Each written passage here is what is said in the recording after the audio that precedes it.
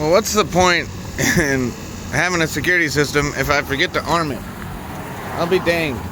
So, someone struck again and took an unknown number of my succulent pots here. I guess they just wanted the pots and not the succulents. So that's at least 4 succulents removed, all of my business cards removed, and disheveled and dirt everywhere. 5 succulents. So someone stole 5 succulents from me this morning. And my security camera there and my security camera there didn't catch it because it wasn't turned on. Dang it.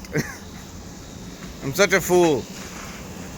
I'm so frustrated by this. I just want to catch who's doing it. More than anything, rather than me taking these in, I'd rather see the guy's face who thinks he knows better taking this stuff from me. Like, it's not that much at the end of the day, but it's also lame. Like, this is something that I was trying to make money off of. I was trying to make $5, $10, $15 off of these.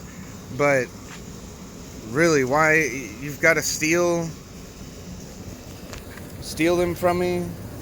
Like, and we're talking, like, they didn't even, I don't get it. Like, why do people feel the need to just steal these?